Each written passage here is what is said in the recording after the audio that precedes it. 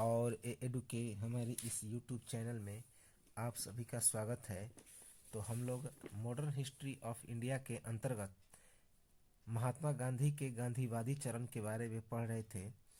और जो गांधीवादी चरण था तो हम लोग क्या देखें तो 1923 का 1923 ईस्वी का हम लोग जो स्वराज पार्टी का गठन हुआ उसके बारे में देख रहे थे। और स्वराज पार्टी का जब गठन हुआ तो हमने क्या देखा कि 1924 का जब चुनाव हुआ तो उसमें चित्तरंजन दास कोलकाता के मेयर बने, विट्ठल भाई पटेल अहमदाबाद के मेयर बने, राजेंद्र प्रसाद पटना के मेयर बने और जवाहरलाल नेहरू इलाहाबाद नगरपालिका के मेयर और अध्यक्ष दोनों बने। इसी दरमियान महात्मा गांधी और चित्तरंजन दास के बीच एक समझौता हुआ।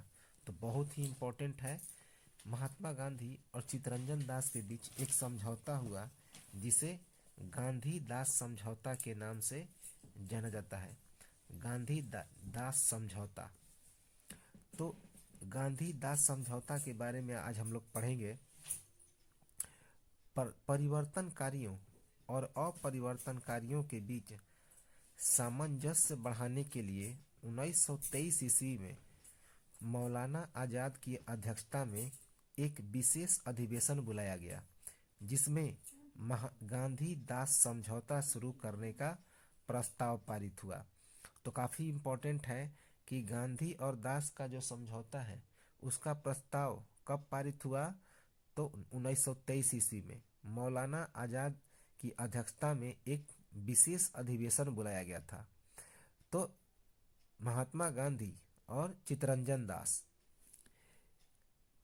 6 नवंबर 6 नवंबर 1924 ईस्वी को महात्मा गांधी, चित्तरंजन दास तथा मोतीलाल नेहरू के बीच गांधी दास समझौता हुआ जिसमें यह तय किया गया कि स्वराज पार्टी अपना कार्य कांग्रेस से स्वतंत्र होकर एक स्वायत्त निकाय के रूप में करेगी और उसका एक अपना अलग सचिवालय होगा। तो बहुत इंपॉर्टेंट है, यह पूछा जाता है कि गांधी दास समझौता कब हुआ तो 6 नवंबर 1924 को। किनके किनके बीच, तो एक तरफ महात्मा गांधी थे और दूसरी तरफ चित्तरंजन दास और मोतीलाल नेहरू थे, अर्थात जो स्वराज पार्टी के संस्थापक थे। तो उनके और महात्मा गांधी के बीच यह गांधी दास समझौता हुआ जिसमें क्या तय किया गया। इसमें तय किया गया कि स्वराज पार्टी अपना कार्य कांग्रेस से स्वतंत्र होकर एक स्वायत्त निकाय के रूप में करेगी और उसका एक अपना अलग सचिवालय होगा। यही इस समझौते में तय किया गया। लेकिन इसी बीच 1924 ईस्वी में जो अधिवेशन हुआ उसमें महात्मा गांधी को क्या बना दिया गया तो अध्यक्ष बन गए। तो 1924 ईस्वी के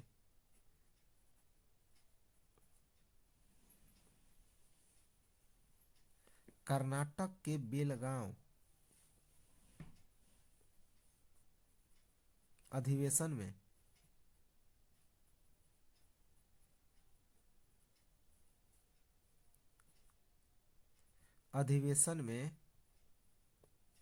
महात्मा गांधी अध्यक्ष बने। याद रखेंगे,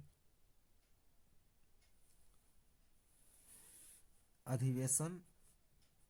तो चूंकि यह जब समझौता हुआ तो इस समझौता के तहत महात्मा गांधी की सारी बातों को सभी ने स्वीकार कर लिया।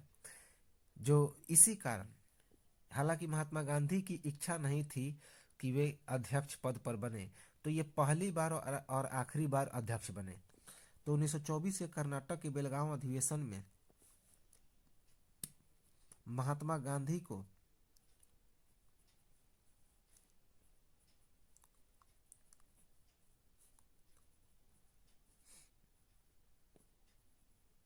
उनकी इच्छा के विरुद्ध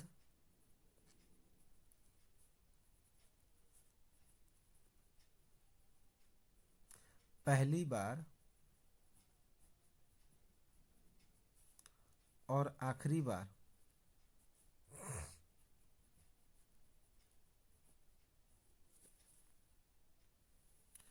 पहली बार और आखिरी बार क्या बने, अध्यक्ष बनाया गया।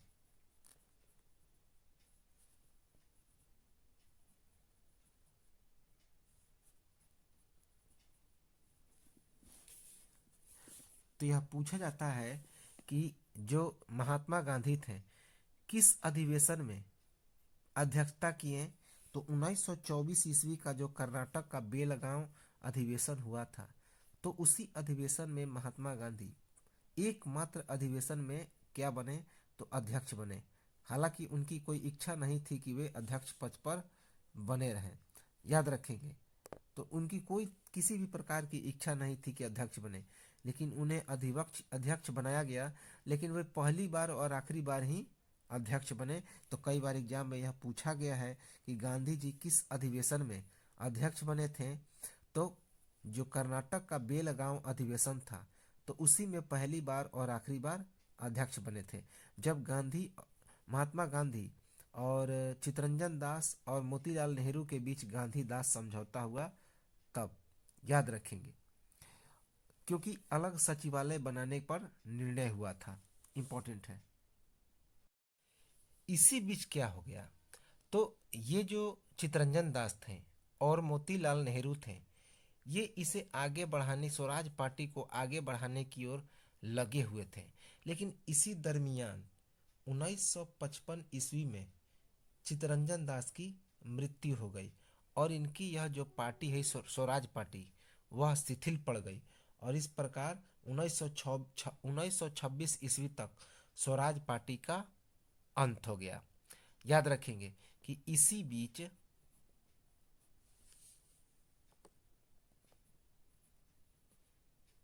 1925 ईस्वी में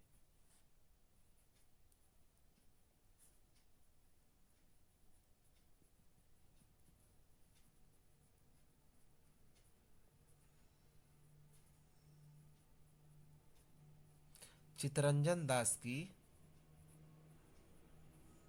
मृत्यु हो गई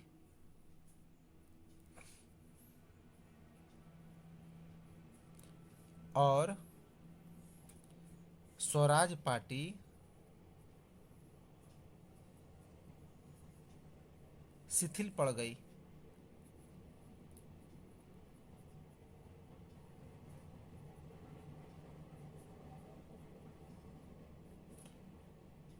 और 1926 आते आते 1926 के अंत तक स्वराज पार्टी का अंत हो गया।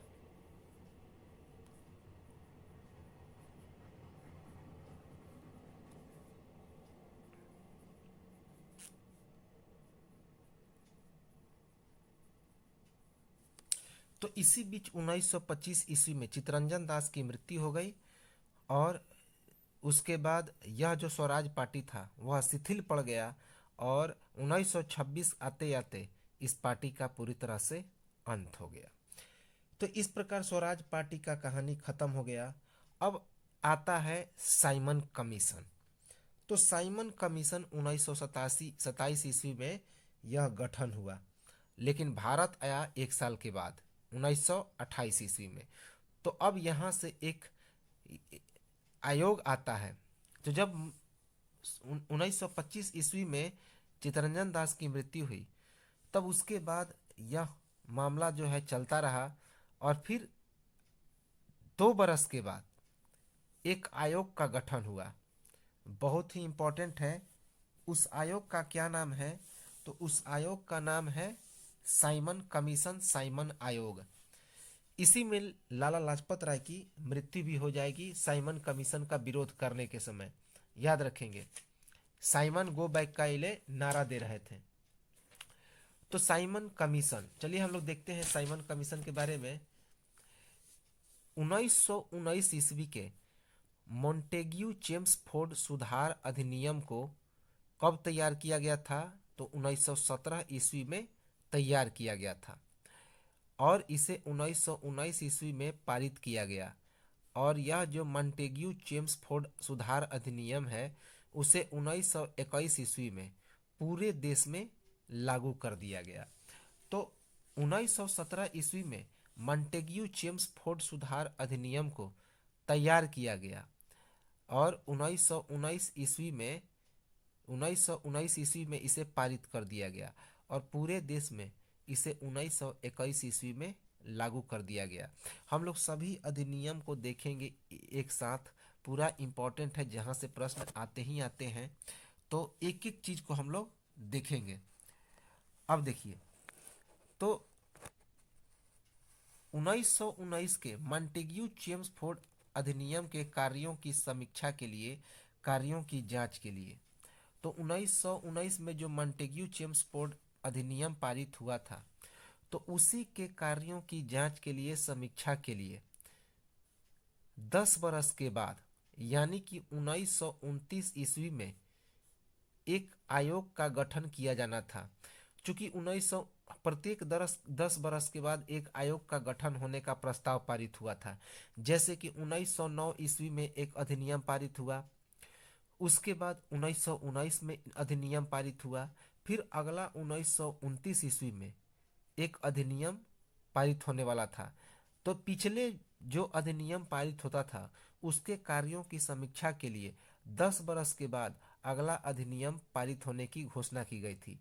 लेकिन जब 1919 ईस्वी में मॉन्टेग्यू चेम्सफोर्ड अधिनियम पारित हो गया, तो यह कहा गया कि 1929 ईस्वी में अगले 10 बरस के बाद एक नए आयोग का गठन किया जाएगा जो इस पिछले अधिनियम की जांच करेगा। लेकिन 1929 में यह बात कहा गया कि 1919 के मॉन्टेग्यू चेम्सफोर्ड अधिनियम के कार्यों की जांच के लिए 10 बरस के बाद यानी कि 1929 ईस्वी में एक आयोग का गठन किया जाना था। लेकिन 2 बरस पहले ही एक आयोग का गठन हो गया जिसका नाम था साइमन आयोग या साइमन कमीशन। 1929 को गठन होने वाला था, लेकिन 2 बरस पहले ही इसका गठन हो गया। तो 8 नवंबर 1927 ईस्वी को सर जॉन साइमन की अध्यक्षता में एक आयोग का गठन कर दिया गया। तो सर जॉन साइमन की अध्यक्षता में एक आयोग का गठन हुआ 8 नवंबर 1927 ईस्वी को, और 3 फरवरी 1928 ईस्वी को यह भारत के मुंबई में भारत आ गया। तो याद रखेंगे कि 3 फरवरी 1928 ईस्वी को यह भारत के मुंबई में आ गया। यह जो अधिनियम था भारत संबंधी प्रथम विधि आयोग था। यह जो आयोग था साइमन आयोग, यह भारत संबंधी प्रथम विधि आयोग था। याद रखेंगे, भारत संबंधी प्रथम विधि आयोग था और यह तत्कालीन शासन व्यवस्था को जांच करने और प्रशासनिक सुधार पर अपनी रिपोर्ट तैयार करने हेतु भारत आया था। तो याद रखेंगे, इसके लिख भी सकते हैं कि साइमन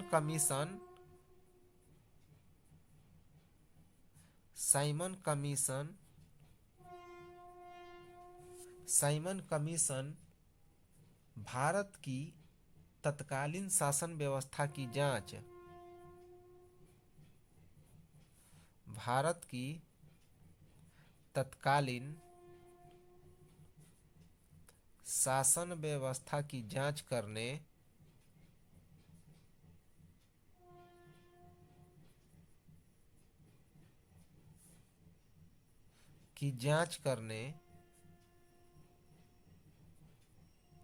और प्रशासनिक सुधारों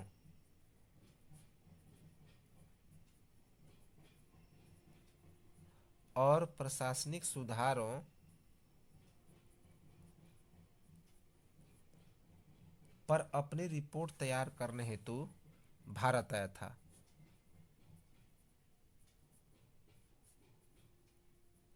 पर अपनी रिपोर्ट तैयार करने हेतु भारत आया था।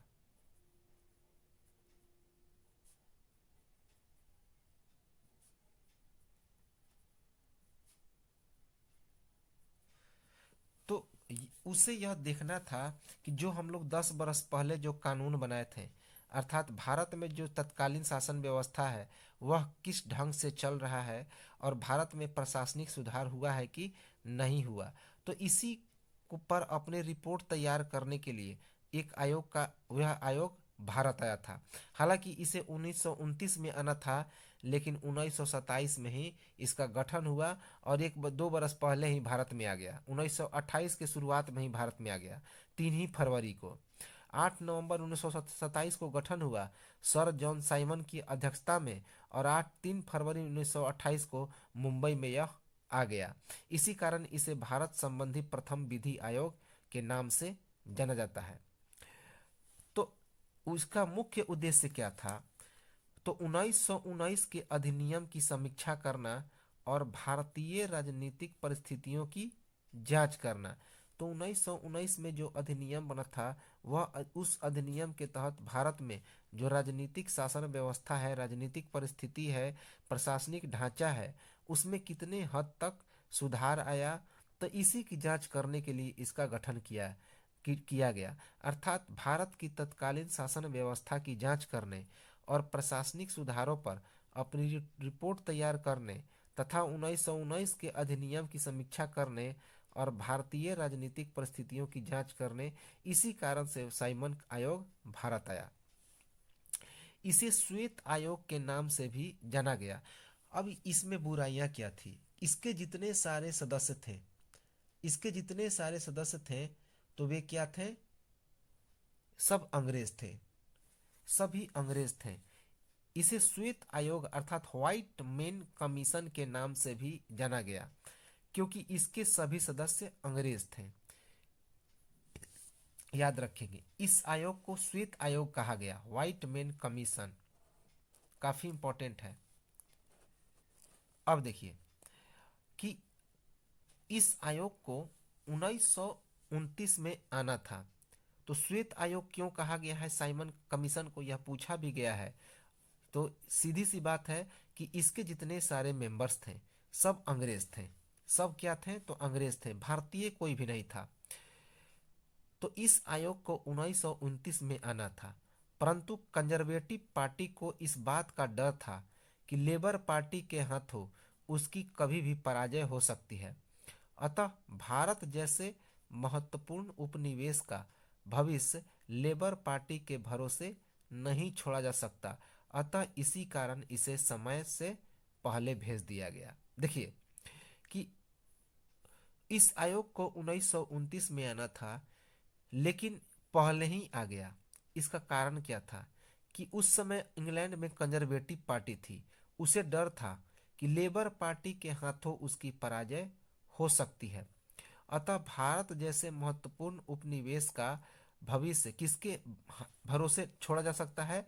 तो लेबर पार्टी, क्योंकि भारत में जो समर्थक थे वे लेबर पार्टी के समर्थक थे।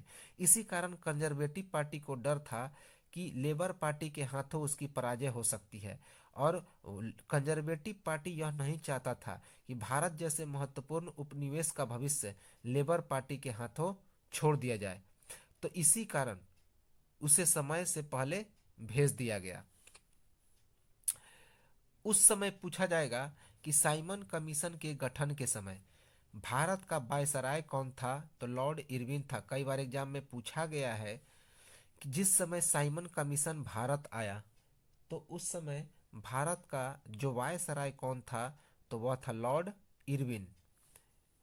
इस कमीशन का भारत के लगभग सभी पार्टियों ने विरोध किया। तो इस कमीशन का भारत के सभी पार्टियों ने विरोध किया, इसीलिए तो इसका नाम व्हाइट मैन कमीशन या श्वेत आयोग रखा गया, क्योंकि सभी लोग क्या थे? तो अंग्रेज थे। इसमें भारतीय को शामिल नहीं किया गया। याद रखेंगे, इंपॉर्टेंट है। अब देखिए, साइमन कमीशन को मद्रास की जस्टिस पार्टी, पंजाब में यूनियनिस्ट पार्टी, मोहम्मद शफी के नेतृत्व में मुस्लिम लीग का एक गुट तथा डिप्रेस्ड क्लास एसोसिएशन अर्थात दलित जाति संघ और दलितों के कुछ संगठनों ने समर्थन दे दिया। लेकिन इसी में जो कुछ पार्टी थे उन्होंने इस साइमन आयोग का समर्थन कर दिया। तो कौन कौन लोगों ने समर्थन किया साइमन आयोग का, तो काफ़ी इम्पोर्टेंट है, यहाँ से प्रश्न एग्जाम में बनते हैं कि साइमन आयोग को मद्रास की जस्टिस पार्टी, पंजाब की यूनियनिस्ट पार्टी, मोहम्मद शफी के नेतृत्व में मुस्लिम लीग का एक गुट और डिप्रेस्ड क्लास एसोसिएशन अर्थात दलित जाति संघ और दलितों के कुछ संगठनों ने क्या कर दिया, तो समर्थन दे दिया। याद रखेंगे, साइमन कमीशन का भारतीयों ने जमकर विरोध किया, जिसका मुख्य कारण था कि एक भी सदस्य का भारतीय का न होना, जबकि इस संसद में भारतीय दल के लोग मौजूद थे। तो इस समय चूंकि जो भारत में ब्रिटिश संसद चल रही थी, तो भारत के कई लोग संसद में मौजूद थे, लेकिन जब इस आयोग का गठन हुआ तो इस आयोग के गठन में और ये भारत आने में एक भी भारतीय को शामिल नहीं किया गया था। तो इसी कारण जगह जगह इसका विरोध किया गया। Simon commission, Simon go back के नारे लगाए गए। याद रखेंगे कि कोई भी सदस्य भारतीय नहीं था। साइमन आयोग के विरोध का दूसरा कारण था कि जिस आयोग को भारत का संवैधानिक भविष्य निर्धारित करना था, इसके लिए एक भी भारतीय को योग्य नहीं समझा गया और साथ ही यह आयोग समय से पहले ही चला आया। तो एक तो अभी हमने बताया कि एक भी भारतीय सदस्य को शामिल नहीं किया गया था, जबकि भारतीय उस समय के ब्रिटिश संसद में शामिल थे, सदस्य थे। और दूसरा कारण था कि यह 1929 में आने वाला था, लेकिन यह समय से पहले ही भारत में आ गया।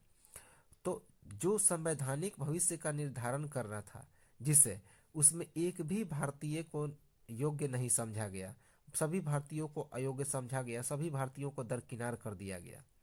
चूंकि भारत को आज़ाद करना था, भारत में संवैधानिक निकाय की स्थापना करनी थी, सचिवालय की स्थापना करनी थी, लेकिन एक भी भारतीय को शामिल नहीं किया गया और समय से पहले ही इसे क्या कर दिया गया, तो भेज दिया गया भारत में संवैधानिक जांच के लिए। तो साइमन आयोग के विरोध का दूसरा कारण था कि जिस आयोग को भारत का संवैधानिक भविष्य निर्धारित करना था, इसके लिए एक भी भारतीय को योग्य नहीं समझा गया और साथ ही साथ यह आयोग समय से पूर्व चला आया। 1928 से 1929 के बीच साइमन आयोग 2 बार भारत आया। कितनी बार भारत आया, तो एक बार 28 में आया, अपनी रिपोर्ट लेके चला गया, फिर दूसरी बार रिपोर्ट लेने के लिए 1929 के मध्य में आया, 28-29 के लास्ट में आया। और तो इस प्रकार साइमन कमीशन 28-29 के बीच 2 बार भारत आया। 1927 के मद्रास अधिवेशन में जिसकी अध्यक्षता डॉक्टर अंसारी ने की थी, तो साइमन आयोग का बहिष्कार का प्रस्ताव पारित किया गया। याद रखेंगे, और पर इसकी रिपोर्ट नेहरू रिपोर्ट के बाद आई, लेकिन इसकी जो रिपोर्ट आई वह नेहरू रिपोर्ट के बाद आई। अब हम लोग नेहरू रिपोर्ट को देखेंगे कि 1927 ईस्वी में जब उसका गठन हुआ, तो उसी गठन में सभी लोगों को पता चल गया कि यह कैसा है। तो 1927 ईस्वी का जो मद्रास का अधिवेशन हुआ था डॉक्टर अंसारी की अध्यक्षता में, तो उसी अधिवेशन में ही साइमन आयोग के बहिष्कार का प्रस्ताव पारित कर दिया गया था। याद रखेंगे, लेकिन इसकी जो रिपोर्ट आई नेहरू रिपोर्ट के बाद आई। इसकी रिपोर्ट कब आई, तो एक नेहरू रिपोर्ट के बाद आई। अब हम लोग इसकी नेहरू रिपोर्ट के बारे में थोड़ा देख लेते हैं कि वास्तव में यह नेहरू रिपोर्ट क्या है। तो नेहरू रिपोर्ट 1928 में पेश किया गया, याद रखेंगे, लेकिन अभी हम लोग देख लेते हैं कि नेहरू रिपोर्ट से कि यह साइमन आयोग की क्या क्या रिपोर्ट रही। तो देखिए, साइमन आयोग ने अपना क्या क्या रिपोर्ट सौंपा। साइमन आयोग जब 1928 से 1929 ईस्वी में भारत में आया, भारत से वापस गया, तो उसने रिपोर्ट क्या क्या सौंपा। तो रिपोर्ट उसने सौंपा कि पृथक प्रांतों में द्वैध शासन को समाप्त किया जाए। पहला रिपोर्ट क्या था कि प्रांतों में जितने सारे द्वैध शासन है उसको समाप्त कर दिया जाए, पहला रिपोर्ट सौंपा। दूसरा रिपोर्ट सौंपा कि पृथक निर्वाचन मंडल को जारी रखा जाए, क्योंकि 1924 ईस्वी का जो इलेक्शन हुआ था वह पृथक निर्वाचक मंडल के अनुसार चला था। तो उसी पृथक निर्वाचक मंडल को जारी रखने का प्रस्ताव पारित, साइमन आयोग ने रिपोर्ट दिया कि पृथक निर्वाचक मंडल को जारी रखा जाए, प्रांतों में द्वैध शासन को समाप्त किया जाए, जो दोहरी शासन है उसे समाप्त कर दी जाए, भारत को डोमिनियन स्टेट्स देने का अभी समय नहीं हुआ।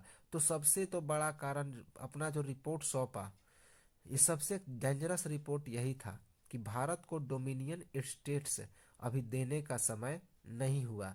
और इसी डोमिनियन स्टेट्स के लिए यह जो आयोग था उसी का लोग इंतजार कर रहा था। लेकिन इसने जो अपनी रिपोर्ट सौंपी, उस रिपोर्ट में इसने स्पष्ट रूप से कह दिया कि भारत को डोमिनियन स्टेट्स देने का अभी समय नहीं हुआ। एक मजबूत केंद्र सरकार की स्थापना की जाए, परंतु केंद्र में उत्तरदायी सरकार का अभी समय नहीं हुआ।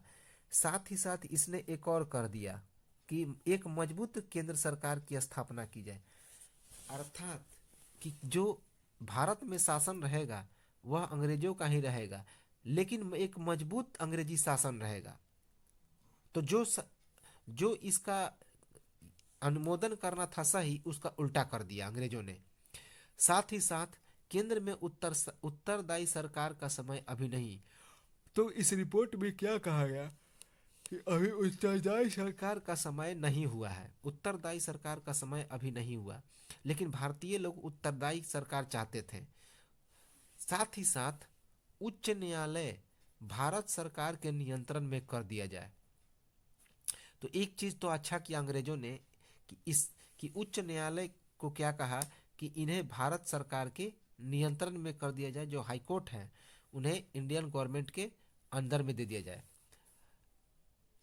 बर्मा का भारत में विलय कर दिया जाए तथा उड़ीसा एवं सिंध को एक अलग प्रदेश का दर्जा दिया जाए। तो यहीं पर एक और गलती की अंग्रेजों ने कि उड़ीसा और सिंध को अलग प्रदेश का दर्जा बनाने, अलग प्रदेश बनाने पर एक उन्होंने क्या किया, प्रस्ताव पारित किया कि उड़ीसा और सिंध को अलग प्रदेश का दर्जा दिए जाने का उन्होंने अनुशंसा कर दिया और बर्मा को भारत में विलय कर दिया जाए। जो बर्मा भारत से अलग हो गया था तो उन्होंने कहा कि बर्मा को भारत में विलय कर दिया जाए।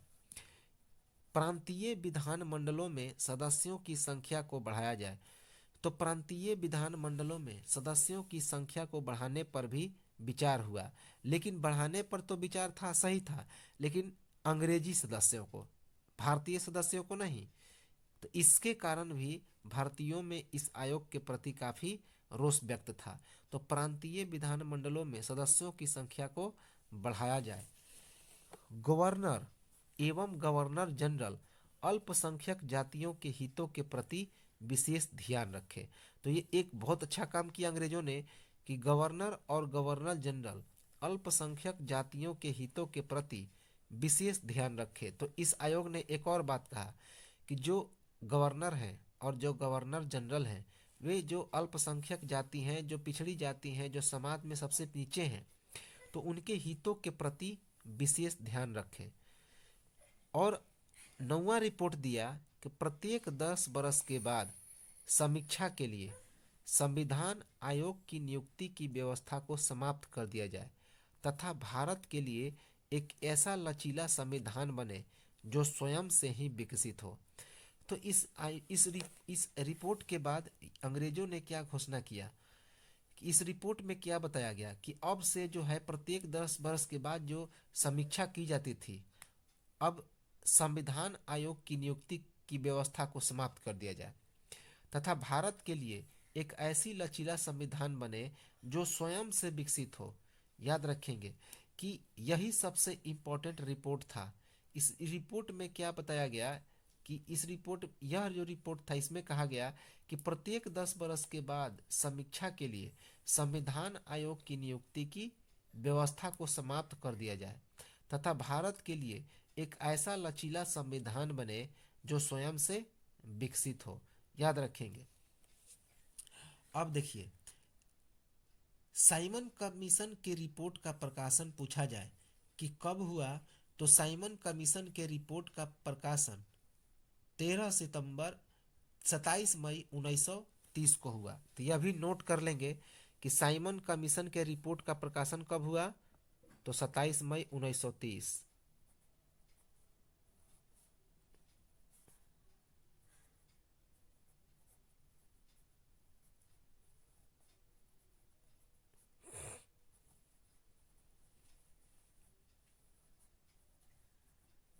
तो अभी हमने क्या बताया कि साइमन कमीशन का जो रिपोर्ट आया नेहरू आयोग के बाद आया, नेहरू रिपोर्ट के बाद आया, जो कि 1928 में नेहरू रिपोर्ट पेश हुआ था। साइमन कमीशन के रिपोर्ट का प्रकाशन कब हुआ, तो 27 मई 1930 को। तो काफ़ी इम्पोर्टेंट है, यह एग्जाम में आया हुआ फैक्ट है। 27 मई 1930 को साइमन कमीशन के रिपोर्ट का प्रकाशन हुआ। याद रखेंगे। साइमन कमीशन या साइमन आयोग में वयस्क मताधिकार के संबंध में कोई उल्लेख नहीं था और इसकी अनेक बातों को 1935 के अधिनियम में स्वीकार कर लिया गया। तो 1935 का सबसे इम्पोर्टेंट अधिनियम आया। तो साइमन आयोग में वयस्क मताधिकार के संबंध में कोई उल्लेख नहीं था, अर्थात जो वयस्क नागरिक हैं वे वोट देंगे, इसके बारे में कहीं प्रकार से कोई उल्लेख नहीं था। लेकिन इनकी बातों को 1935 के अधिनियम में आसानी से स्वीकार कर लिया गया। जो 1935 का अधिनियम आया, तो इसमें इनकी बातों को आसानी से स्वीकार कर लिया गया। तो इस प्रकार से यह जो नेहरू आयोग, यह जो साइमन आयोग था, साइमन कमीशन था, उसने अपनी रिपोर्ट सौंप दी। याद रखेंगे। अब देखिए, तो इसी साइमन गो बैक के नारे के दौरान लाला लाजपत राय की भी मृत्यु हो जाती है। लाला लाजपत राय क्या कर रहे थे, तो 30 अक्टूबर 1928 ईस्वी को वे घायल हो गए और उनकी मृत्यु हो गई। याद रखेंगे कि साइमन कमीशन का लाहौर में कौन विरोध कर रहे थे, तो लाला लाजपत राय। तो नोट कर लेंगे कि साइमन कमीशन का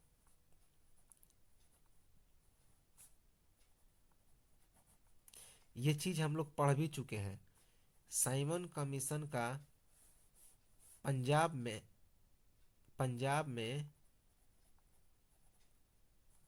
पंजाब और लाहौर में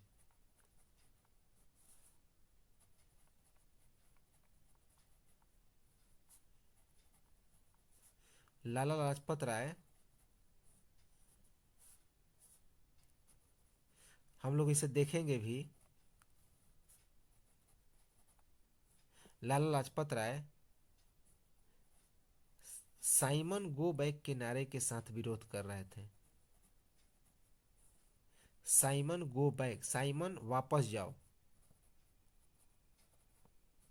साइमन गो बैक के नारे के साथ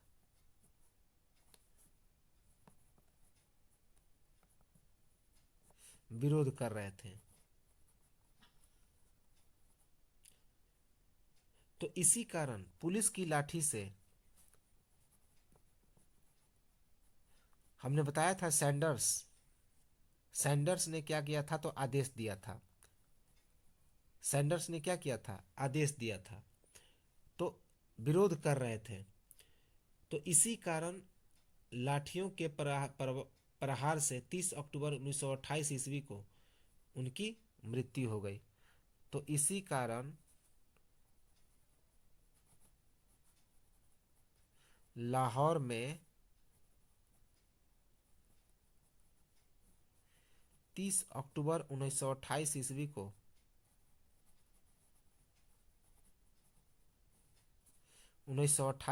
को पुलिस ने उन पर लाठियां बरसाई।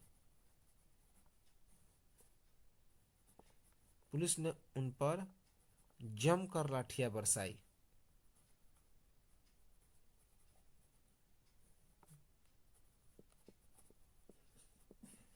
जमकर लाठियां बरसाई और इसी कारण वे घायल हो गए और इसी कारण वे घायल हो गए।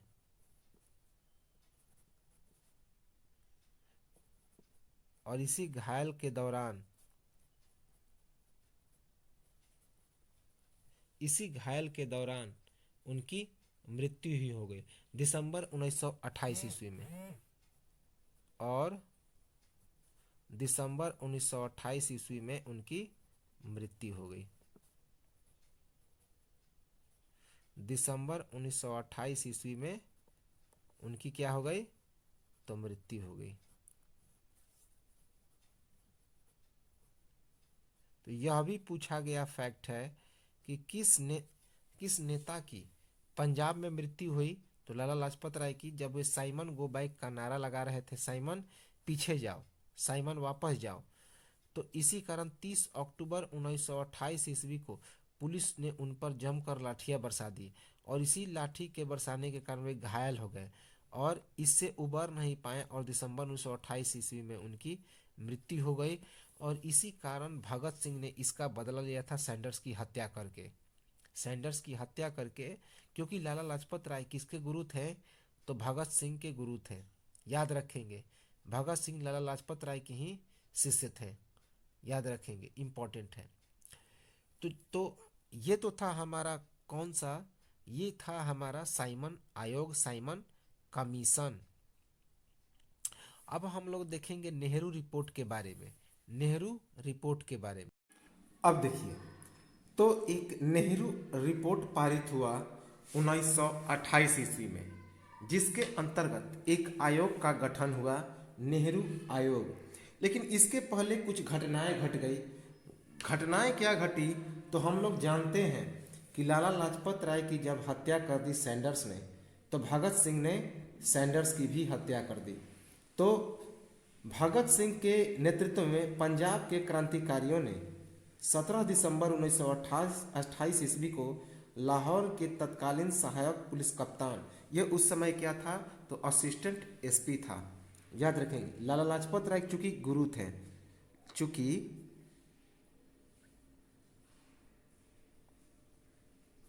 लाला लाजपत राय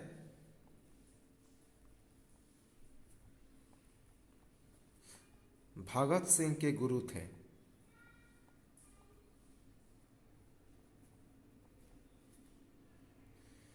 तो भगत सिंह के गुरु थे लाला लाजपत राय। तो इसी कारण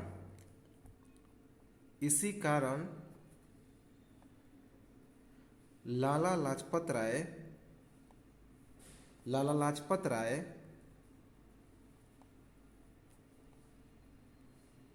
की हत्या के विरोध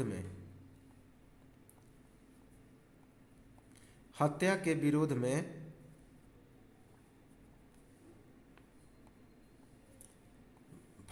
क्या कर दिया? तो गोली मार दी। किसे गोली मार दी? तो सैंडर्स को। याद रखेंगे, सैंडर्स को 17 दिसंबर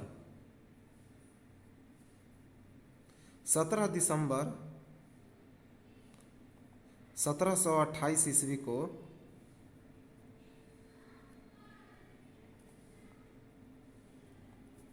भगत सिंह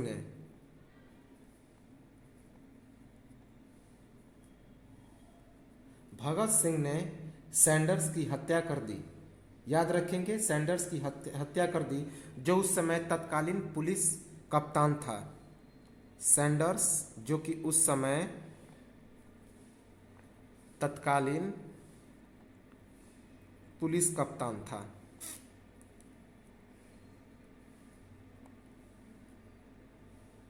पुलिस कप्तान अर्थात एसपी था, हत्या कर दी। तो काफ़ी इम्पोर्टेंट है कि साइमन कमीशन का जब विरोध कर रहे थे लाला लाजपत राय तो 30 अक्टूबर 1928 ईस्वी को पुलिस के लाठी डंडे से घायल होकर दिसंबर 1928 ईस्वी में उनकी मृत्यु हो गई। लेकिन उसके कुछ ही दिनों के बाद इसी दिसंबर के महीने में, चूंकि लाला लाजपत राय भगत सिंह के गुरु थे, तो भगत सिंह ने बदला लेने का ठान लिया। हालांकि सैंडर्स ने क्या किया था, आदेश दिया था, मारना था किसी और को, लेकिन सैंडर्स की इन्होंने हत्या कर दी। याद रखेंगे, सैंडर्स ने केवल आदेश दिया था, हत्या करने वाला कोई और सैनिक था। तो भगत सिंह उसको मारना चाहते थे, लेकिन सैंडर्स की हत्या हो गई। लेकिन फिर भी भगत सिंह खुश हो गए, क्योंकि उन्होंने ऐसा सोचा, आखिर तो आदेश देने वाला सैंडर्स ही था, तो सैंडर्स की हत्या कर दी उन्होंने। याद रखेंगे, इसी दरमियान 1727 ईस्वी में एक बारदोली का किसान आंदोलन हो गया। तो याद रखेंगे, इसी बीच 1727 ईस्वी में काफ़ी इंपॉर्टेंट है कि बारदोली किसान आंदोलन कब हुआ। तो एक तरफ जब गठन हो रहा था किसका, तो साइमन आयोग का, तो उसी दरमियान एक किसान आंदोलन भी हुआ। तो डेट याद रखेंगे, बारदोली किसान आंदोलन कब हुआ, तो 1927 ईस्वी में, 1927 ईस्वी में।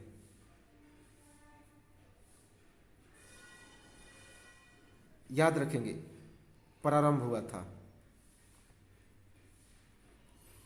1927 ईस्वी में। गठन के समय ही बारदोली का किसान आंदोलन प्रारंभ हो गया, लेकिन बाद में 1928 ईस्वी में लाला लाजपत राय ने इसको अपने हाथों में ले लिया।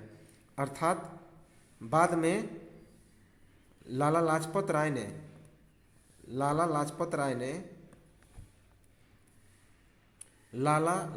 राय इसके नेतृत्वकर्ता बन गए थे, इसके नेतृत्वकर्ता बन गए। तो कई बार पूछा जाता है कि बारदोली का किसान आंदोलन कब हुआ, तो 1927 ईस्वी में। जिसके नेतृत्वकर्ता कौन बने, तो लाला लाजपत राय।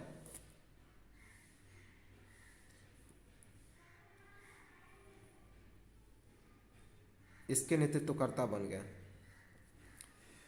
तो कब बने, 1928 ईस्वी में। यह भी पूछा जा सकता है, तो कम से कम इतना जरूर याद रखें कि बारदोली किसान आंदोलन कब हुआ, 1927 में इसकी शुरुआत हुई और 1928 में इनकी मृत्यु तक लाला लाजपत राय की मृत्यु तक यह बारदोली का किसान आंदोलन चला, और इसके मुख्य नेतृत्वकर्ता लाला लाजपत राय ही थे। याद रखेंगे। तो इसी बीच सन 1928 ईस्वी में एक नेहरू रिपोर्ट पेश हुआ। नेहरू रिपोर्ट पेश हुआ, इंपॉर्टेंट है। क्या नेहरू रिपोर्ट में पेश किया गया कि गठन, सबसे पहले एक आयोग का गठन हुआ, नेहरू आयोग। वेरी वेरी इंपॉर्टेंट है, नेहरू आयोग का गठन 1928 ईस्वी में हुआ। नेहरू आयोग का गठन कब हुआ, 1928 ईस्वी में।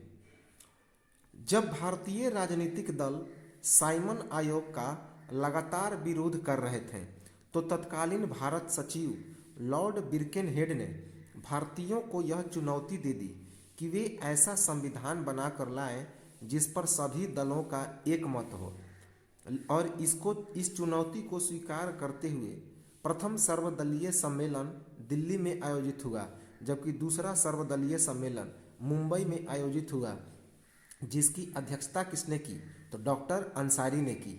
याद रखेंगे। और इस नेहरू आयोग का गठन किसने की, जवाहरलाल नेहरू ने, मोतीलाल नेहरू ने इसके अध्यक्ष बने थे, मोतीलाल नेहरू ने। और डॉक्टर अंसारी ने इस नेहरू आयोग का क्या किया, जो गठन हुआ उसकी अध्यक्षता की। तो जब भारतीय राजनीतिक दल साइमन आयोग का लगातार विरोध कर रहे थे, तो उस समय भारत के तत्कालीन भारत सचिव कौन थे, तो लॉर्ड बिर्केनहेड। तो उन्होंने भारत को क्या चुनौती दी कि आप लोग एक ऐसा संविधान बना कर ले आइए जिसमें सभी दलों का जो मत हो वो एक समान हो। तो इसको भारतीयों ने चुनौती के रूप में ले लिया। ठीक है, हम लोग एक ऐसी संविधान बना देंगे जिसमें सभी भारतीयों का एक मत होगा। तो इसके लिए सर्वदलीय बैठक हुआ। प्रथम सम्मेलन हुआ दिल्ली में और दूसरा सम्मेलन हुआ मुंबई में, जिसकी अध्यक्षता डॉक्टर अंसारी ने की। याद रखेंगे। और इसी में इस नेहरू आयोग का गठन किया गया। याद रखेंगे, इंपॉर्टेंट है। अब इसके बाद इसके बाद एक रिपोर्ट पेश किया हुआ। इस रिपोर्ट की अध्यक्षता किसने की? तो मोतीलाल नेहरू ने। कई बार एग्जाम में पूछा गया है कि नेहरू आयोग का गठन कब हुआ था? 1928 ईस्वी में। इसकी जो बैठक की अध्यक्षता थी, दो बैठक हुई, एक प्रथम सर्वदलीय सम्मेलन दिल्ली में और दूसरा सर्वदलीय सम्मेलन मुंबई में। इन दोनों बैठकों की अध्यक्षता डॉक्टर अंसारी ने की और इसी में नेहरू आयोग का गठन किया गया। इस नेहरू आयोग के अनुसार एक रिपोर्ट पेश किया गया 1928 ईस्वी में ही, जिसके अध्यक्ष कौन बने? मोतीलाल नेहरू ने। तो मोतीलाल नेहरू ने ही एक रिपोर्ट पेश किया। इस आयोग के कौन कौन से सदस्य थे? तो तेज बहादुर सप्रू, सुभाष चंद्र बोस, तेज बहादुर Sapru, Subhash Chandra Bose, Ali Imam, G R Pradhan, N M Joshi, M R Jayakar, Ahmed Qureshi, Mangal Singh और एम एस अणे। तो इस नेहरू आयोग के सदस्य कौन कौन से थे? तो तेज बहादुर Sapru, Subhash Chandra Bose, Ali Imam, G R Pradhan, M R Joshi, उसके बाद M R Jayakar, N M Joshi, Ahmed Qureshi, Mangal Singh और एम एस अणे। तो ये सभी इस रिपोर्ट के, इस आयोग के क्या थे? तो सदस्य थे। तो पूछा जाएगा कि जो नेहरू आयोग के जो बैठक हुई उसकी अध्यक्षता किसने की? तो डॉक्टर अंसारी ने। लेकिन इसकी रिपोर्ट किसने की? नेहरू रिपोर्ट किसने दिया? तो मोतीलाल नेहरू ने। याद रखेंगे, इंपॉर्टेंट है। तो मई 1928 ईस्वी में इसका गठन किया गया। याद रखेंगे, मई 1928 ईस्वी में नेहरू रिपोर्ट का गठन। तो नेहरू रिपोर्ट का गठन कब हुआ? मई 1998 ईस्वी में। नेहरू रिपोर्ट का गठन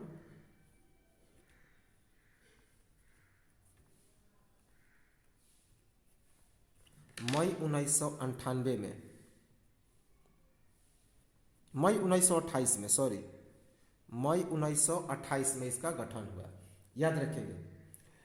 अब अगस्त में इसका रिपोर्ट, ये जो रिपोर्ट पेश किया, कब रिपोर्ट पेश किया? तो अगस्त में। तो नेहरू रिपोर्ट का गठन किया किसने? मोतीलाल नेहरू ने, मई 1928 ईस्वी में। और इसके लिए रिपोर्ट कब पेश किया? तो अगस्त 1928 में। तो आयोग के बारे में पूछा जाए कि नेहरू आयोग के अध्यक्ष कौन रहे? तो डॉक्टर अंसारी। और इसमें कितने बैठक हुई? तो दो बैठक हुई। एक जो पहली सर्वदलीय सम्मेलन की बैठक हुई वह दिल्ली में, दूसरा जो सर्वदलीय सम्मेलन की बैठक हुई वह मुंबई में।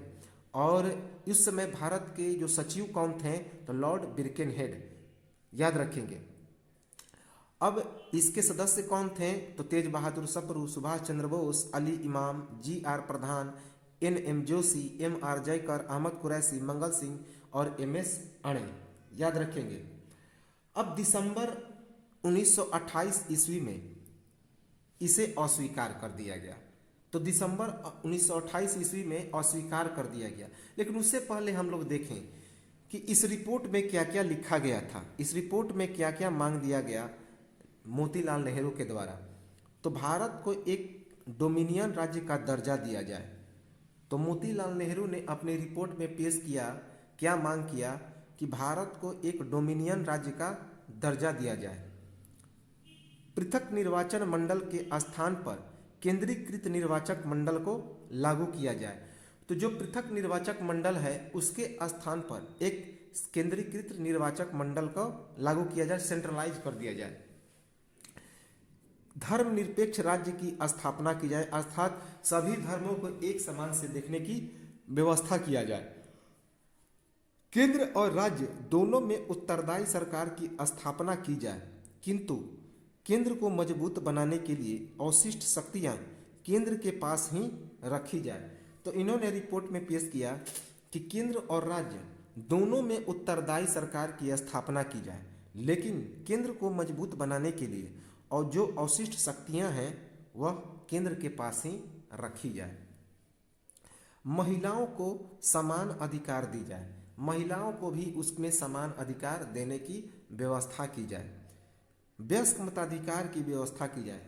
जो वयस्क मताधिकार है अर्थात 21 वर्ष के जो नागरिक हैं वो वोट दे सकें, उसकी भी व्यवस्था की जाए। याद रखें।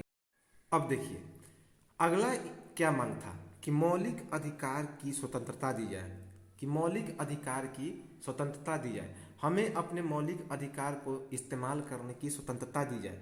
अगला मांग था कि यूनियन बनाने की स्वतंत्रता दी जाए, अर्थात हम लोग अपनी एक इकाई बना सकें, इसकी भी स्वतंत्रता दी जाए। बंबई प्रांत से सिंध को अलग कर दिया जाए, जो बंबई है उससे सिंध को अलग कर दिया जाए। भारत एक संघ होगा जिसके नियंत्रण में द्विसदनीय विधानसभा होगा एवं मंत्रिमंडल निम्न सदन के प्रति उत्तरदायी होगा, अर्थात एक विधानसभा और विधान परिषद की मांग करने की भी प्रस्ताव रखी गई कि भारत एक संघ होगा जिसके अंदर में द्विसदनीय विधानसभा होगा और मंत्रिमंडल निम्न सदन के प्रति उत्तरदायी होगा। सरकार केवल संवैधानिक प्रधान होगा, जो गवर्नमेंट है वह केवल संविधान का प्रधान होगा, उसका अन्य के प्रति कोई हस्तक्षेप नहीं करेगा। भाषा के आधार पर प्रांतों का गठन किया जाए, जो प्रांतों का गठन है वह किस आधार पर किया जाए, तो भाषा के आधार पर गठन किया जाए। तो इतनी सारी 12 मांगे थी किसकी, तो मोतीलाल नेहरू के रिपोर्ट में, याद रखेंगे 12 मांगे। अब कांग्रेस की तरफ से जवाहरलाल नेहरू, सुभाष चंद्र बोस तथा सत्यमूर्ति के नेतृत्व में युवा वर्ग ने डोमिनियन राज्य का विरोध किया तथा पूर्ण स्वराज की मांग की। कांग्रेस की तरफ से जवाहरलाल नेहरू, सुभाष चंद्र बोस तथा सत्यमूर्ति के नेतृत्व में क्या किया गया, तो युवा वर्ग ने डोमिनियन राज्य का पूरा विरोध किया तथा पूर्ण स्वराज की मांग की। यहीं पे पूर्ण स्वराज की मांग की और 1929 के लाहौर अधिवेशन में पहली बार जवाहरलाल नेहरू की अध्यक्षता की जाएगी और इसमें झंडा फहराया जाएगा 1929 ईस्वी में। याद रखेंगे, काफ़ी इम्पोर्टेंट है।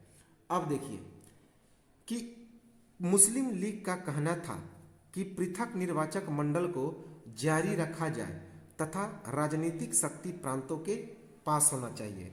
तो मुस्लिम लीग का कहना था कि जो पृथक निर्वाचक मंडल है उसको जारी रखा जाए, लेकिन राजनीतिक शक्ति प्रांतों के पास ही होना चाहिए। तो एक तरफ जवाहरलाल नेहरू, सुभाष चंद्र बोस और सत्यमूर्ति के नेतृत्व में युवा वर्ग ने डोमिनियन राज्य का विरोध करना शुरू कर दिया और पूर्ण स्वराज की मांग की गई। लेकिन दूसरी ओर मुस्लिम लीग का कहना था कि यह जो पृथक निर्वाचक मंडल है उसको जारी रखा जाए, क्योंकि वे चाहते थे कि मुस्लिमों के लिए भी अलग एक कौम की व्यवस्था हो, मुस्लिमों के लिए एक अलग निर्वाचक मंडल की व्यवस्था हो, वह एक मुस्लिमों की स्वतंत्र राज्य की स्थापना करना चाहते थे। लेकिन उन्होंने कहा कि ठीक है, आप पृथक निर्वाचक मंडल को जारी रखिए, लेकिन राजनीतिक शक्ति किसके पास होना चाहिए, तो आप प्रांतों के पास ही रखिए। इंपॉर्टेंट है।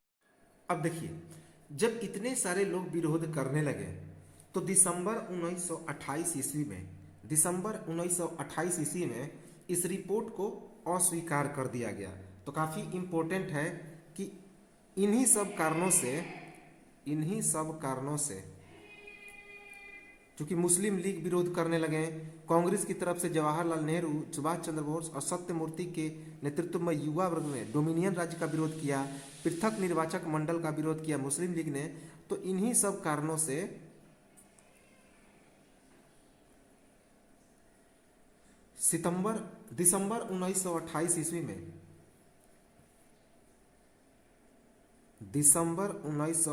ईस्वी में क्या हो गया, तो यह जो नेहरू रिपोर्ट था वह समाप्त कर दिया गया। नेहरू रिपोर्ट को रद्द कर दिया गया, अस्वीकार कर दिया गया। तो काफ़ी इम्पोर्टेंट है कि नेहरू रिपोर्ट दिसंबर 1928 ईस्वी में इसको समाप्त कर दिया गया था। इम्पोर्टेंट है। अब देखिए, तो यहाँ पे नेहरू रिपोर्ट समाप्त कर दिया गया। अब चूंकि इसी बीच जो घटना क्या घटी, तो जो भगत सिंह थे 1929 ईस्वी में दिल्ली के असेंबली हॉल में क्या फेंक दिया गया, तो बम फेंक दिया। चरमपंथियों ने, जिसे क्रांतिकारी कहते हैं, तो वो भी हम लोग देख लेते हैं। हालांकि भगत सिंह के बारे में हम लोग देखे थे, तो थोड़ा सा फैक्ट है उसको भी देख लें। अब देखिए, इसी बीच एक क्या घटना घटी। तो 8 अप्रैल 1929 ईस्वी को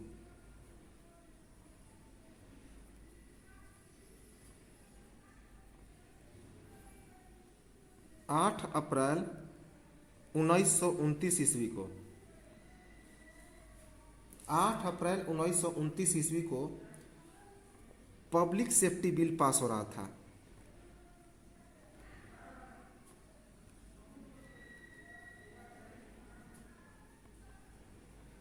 पब्लिक सेफ्टी बिल पास किए जाने के विरोध में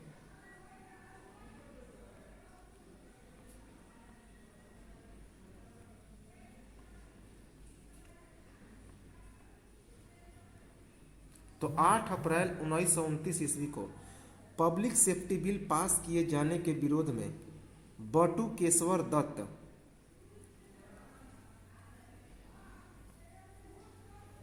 बटुकेश्वर दत्त और भगत सिंह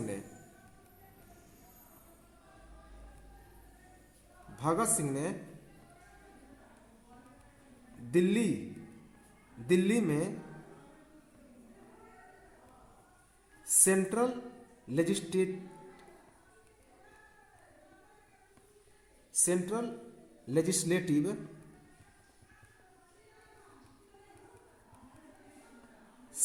लेजिस्लेटिव असेंबली में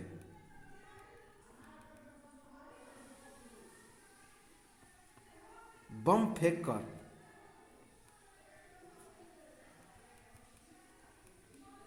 अपना सख्त और हिंसक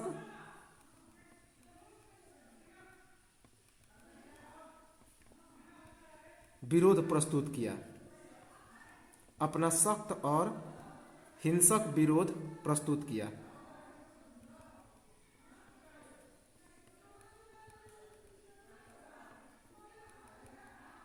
याद रखेंगे।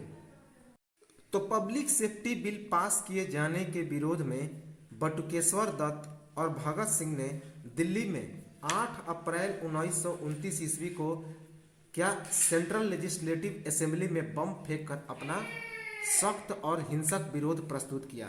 वास्तव में सैंडर्स के द्वारा जो लाला लाजपत राय की हत्या हुई थी तो उसका भी विरोध किया जा रहा था यहाँ पे भगत सिंह के द्वारा।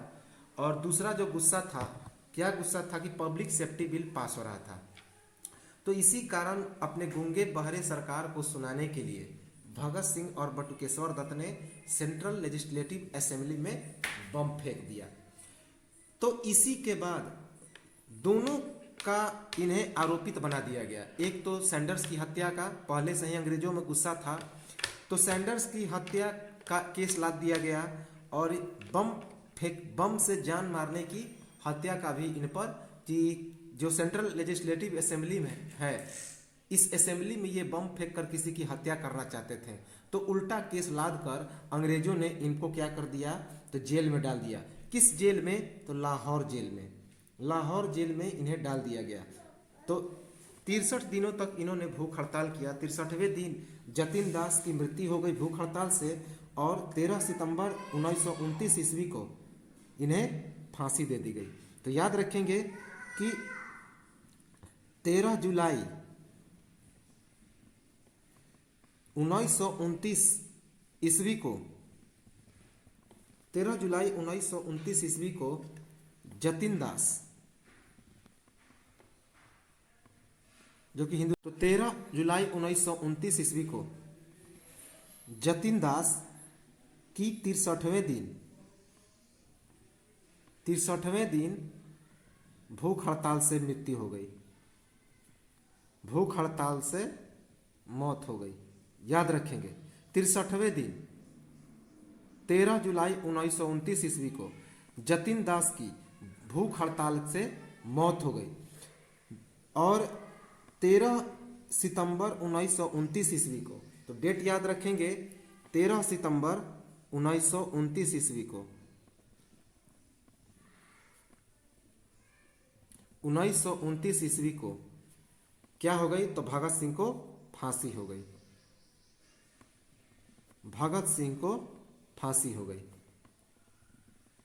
तो जब भगत सिंह को फांसी हुई तो इस घटना को क्या नाम रखा गया? तो लाहौर जेल षड्यंत्र। इसे लाहौर जेल षड्यंत्र कहा जाता है। लाहौर जेल षड्यंत्र, कि लाहौर के जेल में षड्यंत्र रचकर भगत सिंह को फांसी दे दी गई।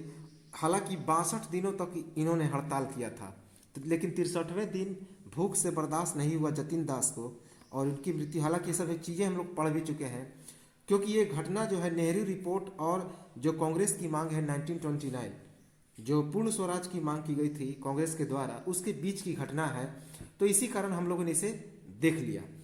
अब यहाँ पर एक महत्वपूर्ण घटना आता है जिसका नाम है पूर्ण स्वराज 1929। देखिए, तो इसी बीच 1929 ईस्वी में लाहौर अधिवेशन हुआ। हमने बताया था लाहौर अधिवेशन 1929 ईस्वी में, जिसकी अध्यक्षता जवाहरलाल नेहरू ने की थी। जवाहरलाल नेहरू ने की थी लाहौर अधिवेशन। हमने बताया भी था कि 1929 का जो लाहौर अधिवेशन हुआ था उसकी अध्यक्षता जवाहरलाल नेहरू ने की थी। इसके संस्थापक और अध्यक्ष दोनों जवाहरलाल नेहरू थे। यह जो अधिवेशन हुआ था 1929 ईस्वी में लाहौर में रावी नदी के किनारे हुआ। काफ़ी इंपॉर्टेंट है, ये चीज़ हम लोग पढ़ भी चुके हैं कि यह जो 1929 ईस्वी का लाहौर अधिवेशन हुआ वह पंजाब के लाहौर में रावी नदी के किनारे हुआ। इसमें पूर्ण स्वराज का लक्ष्य रखा गया, मांग रखा गया, अर्थात आप हमको पूर्ण स्वराज दीजिए। याद रखेंगे कि इसी अधिवेशन में पूर्ण स्वराज का मांग रखा गया था। पूर्ण स्वराज का लक्ष्य या मांग रखा गया, लेकिन और इसी अधिवेशन के दौरान नेहरू रिपोर्ट को खारिज भी कर दिया गया। तो इसी अधिवेशन के दौरान नेहरू रिपोर्ट को पूरी तरह से चूंकि दिसंबर 1928 ईस्वी में नेहरू रिपोर्ट को अस्वीकार कर दिया गया, लेकिन 1929 के लाहौर अधिवेशन में इस नेहरू रिपोर्ट को पूरी तरह से खत्म ही कर दिया गया, खारिज कर दिया गया। यह नेहरू रिपोर्ट सही नहीं है, इस पर काफ़ी विरोधाभास है। 26 जनवरी 1930 ईस्वी को, तो 26 जनवरी 1930 ईस्वी को अब एक चीज़ याद रखेंगे कि झंडा फहराया गया था। झंडा कब फहराया गया? कि 31 दिसंबर 1929 ईस्वी को। तो डेट याद रखेंगे, काफ़ी इम्पोर्टेंट है कि 31 दिसंबर 1929 ईस्वी, 31 दिसंबर 1929 ईस्वी, 31 दिसंबर 1929 ईस्वी को क्या किया गया? रात्रि 12 बजे, रात्रि 12 बजे 31 दिसंबर 1929 ईस्वी को रात के 12 बजे ये चीज़ें पूछे जाती हैं, याद रखेंगे कि रात के 12 बजे जवाहरलाल नेहरू ने रावी नदी के किनारे, रावी नदी के किनारे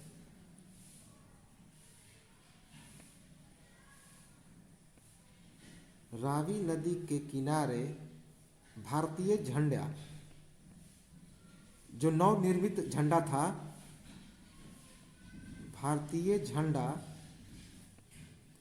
भारतीय तिरंगा कह सकते हैं, भारतीय तिरंगा जो कि नवगृहित था, नवगृहित अर्थात पूरी तरह से घर में निर्मित एक नया तिरंगा झंडा था। क्या किया? तो उसको फहराया। तो काफ़ी इंपॉर्टेंट है, याद रखेंगे। क्या है कि 31 दिसंबर 1929 ईस्वी को जवाहरलाल नेहरू ने रात के 12 बजे रावी नदी के किनारे भारतीय तिरंगा, जो कि एक नवगृहित था, नया निर्माण किया गया था, उस झंडे को क्या किया? तो फहराया। इसी के बाद जब लाहौर अधिवेशन हुआ तो 26 जनवरी 1930 ईस्वी को जवाहरलाल नेहरू ने तिरंगा फहराया, याद रखेंगे, तथा स्वतंत्रता की घोषणा कर दी, स्वतंत्रता की घोषणा कर दी और प्रथम स्वतंत्रता दिवस या पूर्ण स्वराज दिवस मनाया। याद रखेंगे, पूर्ण स्वराज दिवस या प्रथम स्वतंत्रता दिवस मनाया। इसे प्रथम स्वाधीनता दिवस भी कहा जाता है। कौन दिवस? प्रथम स्वाधीनता दिवस भी कहा जाता है। तो 26 जनवरी 1930 को जो झंडा फहराया गया था, तो उस दिन भारत ने प्रथम स्वतंत्रता दिवस और पूर्ण स्वराज दिवस या प्रथम स्वाधीनता दिवस मनाया गया। इसी कारण प्रत्येक वर्ष 26 जनवरी को गणतंत्र दिवस या संविधान दिवस या फिर विधि दिवस के रूप में मनाया जाता है। विधि दिवस याद रखेंगे। तो इसी कारण जो गणतंत्र दिवस है वह 26 जनवरी को ही मनाया जाता है, जिसे संविधान दिवस या फिर गणतंत्र दिवस के नाम से जाना जाता है। इम्पोर्टेंट है। अब देखिए 1929 का जो लाहौर अधिवेशन हुआ था, उसी में कार्यकारिणी समिति को यह अधिकार दिया गया कि सविनय अवज्ञा आंदोलन या नागरिक अवज्ञा आंदोलन को आरंभ करे, जिसमें करों की न अदायगी भी सम्मिलित होगा कि अब हम लोग कर नहीं देंगे। तो इसी अधिवेशन में एक प्रस्ताव भी पारित हो गया कि अब जो है हम लोग को यह काम करना पड़ेगा कि विनय पूर्वक अब अवज्ञा का कि अब अंग्रेजों की किसी भी आज्ञा का हम लोग को उल्लंघन करना पड़ेगा। सविनय लेकिन विनय पूर्वक, ऐसा नहीं कि लाठीचार्ज के साथ। सविनय अवज्ञा आंदोलन की शुरुआत करनी पड़ेगी, जिसे नागरिक अवज्ञा आंदोलन भी कहा जाएगा। अर्थात इसमें कोई किसी का नेतृत्व करता नहीं रहेगा, सभी लोग अपने अपने स्तर से अंग्रेजों का विरोध करें, अंग्रेजों के आदेशों की अवहेलना करें, कोई इसमें हस्तक्षेप नहीं करेगा। तो याद रखेंगे, इसे करों की न अदायगी भी इसमें सम्मिलित होगा। तो इस आंदोलन में करों की न अदायगी अर्थात करों को भी हम लोग अब नहीं देंगे, कर अदा नहीं करेंगे, याद रखेंगे। ये सभी चीज़ें सम्मिलित होगी। यह 1929 का जो लाहौर अधिवेशन हुआ था, इसमें यह सभी चीज़ें घोषणा कर दी गई, याद रखेंगे। इसके पहले जो था, एक इंडिपेंडेंस लीग की भी स्थापना हुई। इंडिपेंडेंस लीग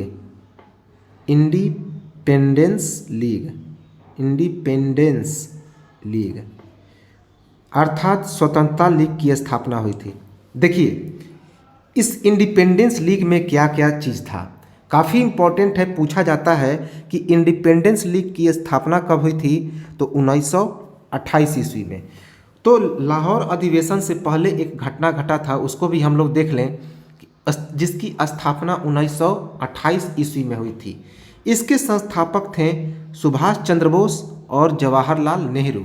तो एक तरफ जहां पर यह विरोध चल रहा था, लाहौर अधिवेशन का काम चल रहा था, तो दूसरी तरफ 1928 में एक इंडिपेंडेंस लीग की भी स्थापना हुई, जिसकी स्थापना सुभाष चंद्र बोस और जवाहरलाल नेहरू ने किया। इसका मुख्य उद्देश्य क्या था, तो इस इंडिपेंडेंट लीग का मुख्य उद्देश्य था युवा वर्ग को स्वतंत्रता के प्रति आकर्षित करना। तो इस इंडिपेंडेंस लीग का मुख्य उद्देश्य था युवा वर्ग को स्वतंत्रता के प्रति क्या करना, तो अट्रैक्टिव करना, आकर्षित करना। इसी मुस्लिम लीग के द्वारा भी अस्वीकार कर लिया गया। इस मुस्लिम लीग के द्वारा भी नेहरू रिपोर्ट को अस्वीकार कर लिया गया और मुस्लिम मोहम्मद अली जिन्ना ने 1929 ईस्वी में 14 सूत्री मांगों को रख दिया। 14 सूत्री मांगों को रख दिया। तो यह पूछा गया है कि इंडिपेंडेंस लीग में कितनी सूत्री मांगों को रखा गया था, तो 14 सूत्री मांगों को। और इसमें इस मुस्लिम लीग में किसने अस्वीकार किया था, तो मोहम्मद अली जिन्ना ने। और अस्वीकार करते हुए 1929 में 14 सूत्री मांगों को रख दिया। और इस इंडिपेंडेंट लीग की स्थापना कब हुई, तो 1928 में। इसके संस्थापक कौन थे, तो सुभाष चंद्र बोस और पंडित जवाहरलाल नेहरू। अब जिसमें 5 महत्वपूर्ण थे, तो याद रखेंगे ये जो 5 दिखाई दे रहे हैं, ये मुस्लिम लीग के काफ़ी इंडिपेंडेंस लीग के काफ़ी महत्वपूर्ण मांग थे। कौन कौन, मुसलमानों के लिए एक पृथक निर्वाचक मंडल। तो चूंकि मुसलमानों का जितना सारा मांग था इसी पे टिका हुआ था कि मुसलमानों के लिए आप एक अलग निर्वाचक मंडल की व्यवस्था कीजिए। केंद्रीय विधान मंडलों में मुसलमानों के लिए 1/3 प्रतिनिधित्व की व्यवस्था की जाए। तो ये केंद्रीय विधानमंडलों में मुस्लिमों के लिए 1/3 प्रतिनिधि मंडल की व्यवस्था की भी इन्होंने मांग कर दी कि केंद्रीय विधानमंडल में मुस्लिमों का 1/3 क्या रहेंगे, तो प्रतिनिधि मंडल जरूर रहेंगे। मुस्लिम बहुल प्रांतों का इन्होंने पुनर्गठन चाहते थे। तो ये जो इंडिपेंडेंस लीग था, मोहम्मद अली जो इसका अस्वीकार किए थे मोहम्मद अली जिन्ना ने, तो उन्होंने मांग रखा कि मुस्लिम लीग बहुल प्रांतों का पुनर्गठन किया जाए, राज्य की सभी सेनाओं में मुसलमानों को भी आरक्षण मिले। तो जितनी सारे राज्य की सेनाएं हैं, जैसे कि थल सेना, जो भी स्टेट गवर्नमेंट के अंदर में सेना होती है, तो उन सभी सेनाओं में मुसलमानों को भी आरक्षण प्राप्त हो। और सबसे इम्पॉर्टेंट है कि प्रांतों में राष्ट्रवादी शक्ति का विकास हो। यही कांग्रेस नहीं चाहते थे, यही सभी लोग नहीं चाहते थे, लेकिन मोहम्मद अली जिन्ना यह चाहते थे कि प्रांतों में राष्ट्रवादी शक्ति का विकास हो। तो मुसलमानों के लिए पृथक निर्वाचक मंडल, केंद्रीय विधानमंडलों में मुसलमानों के लिए 1/3 प्रतिनिधित्व की व्यवस्था, मुस्लिम बहुल प्रांतों का पुनर्गठन, राज्यों की सभी सेनाओं में मुसलमानों को आरक्षण और प्रांतों में राष्ट्रवादी शक्ति, इनका अलग मांग था। ये चीज़ें किसका मांग था? तो मोहम्मद अली जिन्ना की जो 14 सूत्री मांग थी, उनकी मांग थी। और यह इंडिपेंडेंस लीग की स्थापना कब हुई? 1928 ईस्वी में। इसके संस्थापक सुभाष चंद्र बोस और जवाहरलाल नेहरू थे और इसका मुख्य उद्देश्य था युवा वर्ग को स्वतंत्रता के प्रति आकर्षित करना। तो इन 1/3 प्रतिनिधि यह पूछा गया है कि इंडिपेंडेंस लीग के द्वारा कितने प्रतिनिधि केंद्रीय विधानमंडलों में मुसलमानों के लिए कितने प्रतिनिधित्व की व्यवस्था की गई थी, मांग रखी गई थी। तो 1/3, यह भी याद रखेंगे, बहुत बहुत इंपॉर्टेंट है, यह एग्जाम में पूछा गया है। बाकी जो 9 मांगे थी, इन 5 को छोड़कर वह सभी में कॉमन थी। नेहरू रिपोर्ट में जो मांग रखी गई थी उसमें कॉमन थी, वही 9 मांगे जो थी वो कॉमन थी, इंडिपेंडेंस लीग के भी और नेहरू रिपोर्ट की भी। बाकी जो 5 मांग थी इंडिपेंडेंस लीग की, ये अलग मांग थी, याद रखेंगे। अब हम लोग आते हैं सविनय अवज्ञा आंदोलन पर। एक महत्वपूर्ण आंदोलन होता है महात्मा गांधी का सविनय अवज्ञा आंदोलन। तो बहुत इम्पोर्टेंट है, यहाँ से एग्जाम में प्रश्न बार बार पूछे जाते हैं। सविनय अवज्ञा आंदोलन, इसका मतलब होता है 1930 ईस्वी में सविनय अवज्ञा आंदोलन की शुरुआत हुई थी। अर्थात विनय पूर्वक आपकी आज्ञा का हम लोग अवहेलना करेंगे और साथ ही साथ हम लोग आंदोलन भी करेंगे। आपका किसी भी प्रकार का हम लोग विरोध नहीं करेंगे हिंसात्मक, लेकिन आपके किसी भी आदेश का हम लोग पालन नहीं करेंगे, लेकिन विनय पूर्वक, ऐसा नहीं कि लाठी डंडे के साथ। तो सविनय अवज्ञा आंदोलन कब हुआ? 1930 ईस्वी में। अब देखिए इस आंदोलन का कारण क्या था। इस आंदोलन का कारण था नेहरू रिपोर्ट की असफलता, उसके बाद साइमन आयोग, पूर्ण स्वराज की मांग, लाहौर अधिवेशन, उस समय देश में आर्थिक मंदी भी आ चुकी थी, स्वराजवादियों एवं क्रांतिकारियों की असफलता।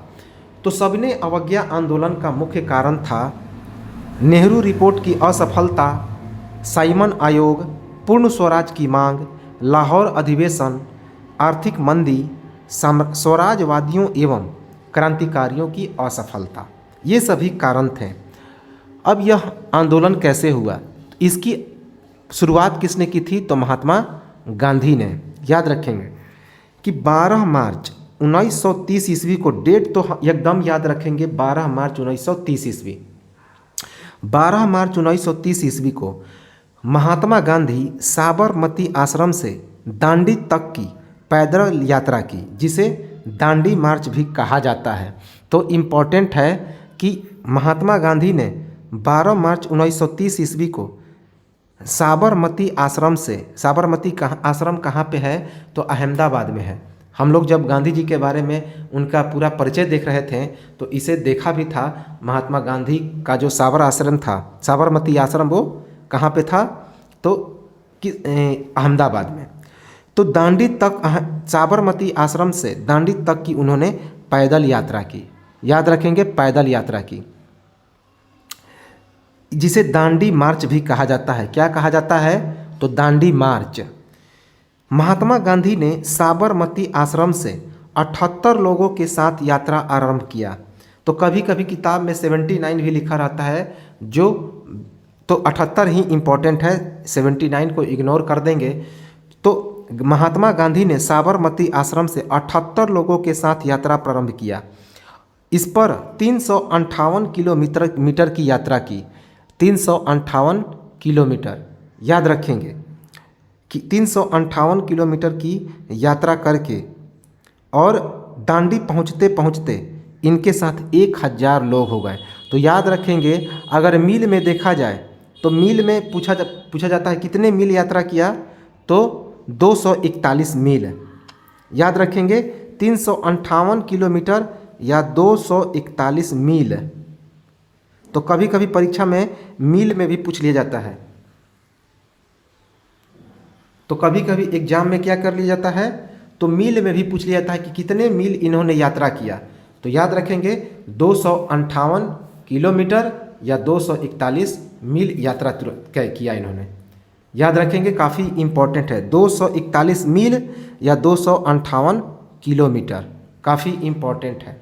तो 78 अनुयायियों के साथ इन्होंने साबरमती के आश्रम से यात्रा प्रारंभ किया और उसके बाद दांडी पहुँचते पहुँचते जब इन्होंने देखा तो उनके साथ 1000 लोग, जब रास्ते में चल रहे थे तो इनके साथ लोग जुड़ते चल जा रहे थे, तो देखा कि 1000 लोग हो गए। याद रखेंगे 78 लोगों के साथ यात्रा प्रारंभ किया और 358 किलोमीटर या 241 मील पहुँचते पहुँचते जब वे दांडी तक पहुँचे तो इन लोगों को देखा तो कुल 1000 से अधिक लोग शामिल हो चुके थे।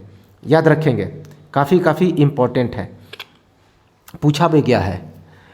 अब देखिए, 24 दिनों की यात्रा करने के बाद 5 अप्रैल 1930 ईस्वी को यह प्रश्न पूछा भी गया है कि यह बीपीएससी के एग्जाम में पूछा भी गया था हाल फिलहाल में कि 24 दिनों की यात्रा की, कितने दिनों की यात्रा की थी महात्मा गांधी ने, तो 24 दिन। तो 5 अप्रैल 1930 ईस्वी को ताप्ती नदी के तट पर महात्मा गांधी पहुंचते हैं और 6 अप्रैल 1930 ईस्वी को एक मुट्ठी बालू उठाकर नमक कानून का उल्लंघन कर दिया। नमक कानून का इन्होंने क्या कर दिया, तो उल्लंघन कर दिया। याद रखेंगे, एक मुट्ठी बालू, वह बालू कैसा था, तो नमकीन बालू था, वह नमकीन बालू था। तो अगर परीक्षा में आए कि एक मुट्ठी बालू उठाया या नमक उठाया, तो अगर बालू ऑप्शन में दिया है तो बालू ही टिक करेंगे, यदि बालू नहीं है तो नमक को टिक करेंगे। अगर ये दोनों नहीं दिए हैं तो इनमें से कोई नहीं होगा। तो नमकीन बालू भी हम लोग कह सकते हैं, तो नमक भी इसका उत्तर होगा और बालू भी हो सकता है। तो एक मुट्ठी बालू उठाकर नमक कानून का उल्लंघन किया, क्योंकि समुद्र के किनारे जो है वह बालू कैसा होता है, तो नमकीन ही होता है।